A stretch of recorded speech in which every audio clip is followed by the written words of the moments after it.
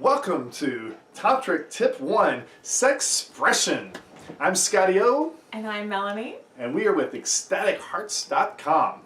So what do you want to start off with? I mean, what's the number one tip we can tell people to jumpstart their love lives?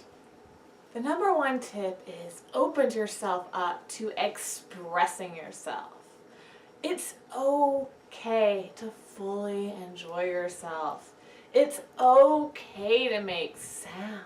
It's okay to moan and groan and scream and cry out in pleasure as loud as your little heart desires. It's not just okay, it's necessary in order for you to really feel your energy. What we want to do is open up our channels, let go of shame and guilt and all this stuff to allow yourself to be fully open and present to feel the energy moving through your body. And one of the most powerful ways to do that you can use tonight is to use your voice, vocalize. Tell us how to do that. Yeah. Why don't I just give you a demonstration? Okay. So there are thousands of nerve connections and energetic pathways that connect our sex all the way up through our body and out. And many of those connections are activated and awakened when we include sound. We are meant to be verbal, expressive creatures, and making sound just like expresses our desire through our whole body. So let me give you a little example of how I like to start off with a low vibrational hum that just gets louder and louder the more excited I get. Taking a deep breath.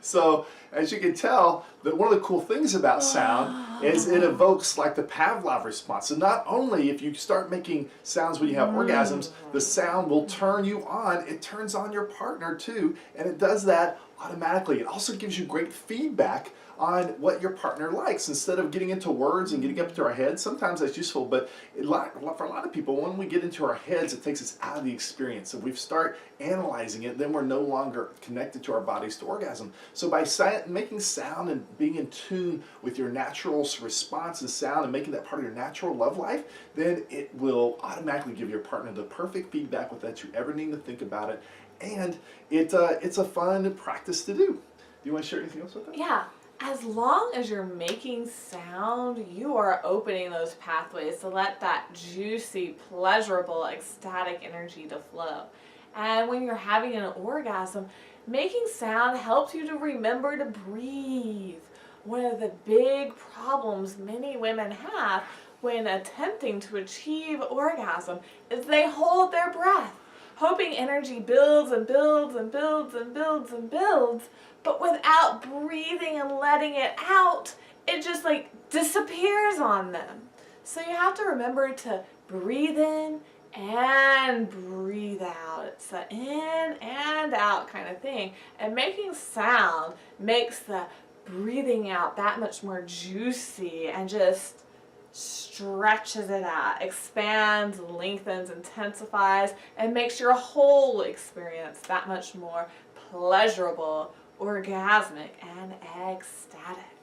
So this is what you do. You literally, when you get home tonight or now, I don't care, go ahead and the next time you're in an orgasmic state and you're past the point of no return and you want to just let it all out, what you want to do is take a big deep breath and scream, like let it out, let it out, let it get all of it out of you. And then when you finish getting all your out, take another breath and scream again, and milk it. Get as many breaths in there. As long as you are continuously making sound, you will continue to orgasm. It literally opens up, as Melanie said, an energetic channel in your body, and you will feel the difference. If you're not used to making sound, that's okay. This is a practice. When you first do it, especially if you're used to having years and years of oppression, or just, our society, holding it in. Yeah, our society says, it's bad and wrong, even with your kids, to make sound, or especially around sex. We're sneaking into our girlfriend's bedroom or whatever. We, don't want to be caught masturbating. All these things get into our lodge and our consciousness, and it has a psychological impact as well as an energetic impact. And so what you want to do is start practicing and making it natural and fun.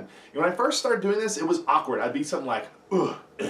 Now I scream so freaking loud I have to, because I feel there's so much energy coursing through my body that if I don't, I will literally explode. So, check it out. And you want to do a quick yell? Do you want to demonstrate? I'll demonstrate my way. Well, I just demonstrated. I know. So you can demonstrate. I'll demonstrate. Yeah. So this is what I do. And feel free to do this along with me. If you're driving a car, you might want to turn down the volume. Or not usually. Don't do it while you're driving. Don't do it while you're driving. Take a big breath in. Ready? Ready?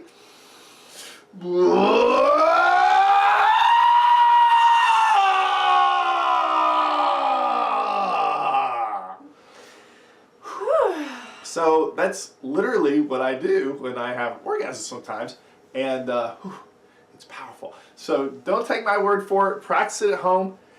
And one last tip, if you're saying, but wait, my neighbors might hear me, great! We want your neighbors to hear you. Inspire them. All you're going to do is inspire them to have a more dynamic love life. They will not call the cops. I've never met anyone who had the cops call on for that. And if you have kids or something, if they're really young, they're going to think you're having fun, so just lock the door so they don't come in. If they're old enough to know better, shouldn't we be setting a good example? So, and if you're practicing, you're not quite used to it, you can do this. You take a pillow and you scream into the pillow.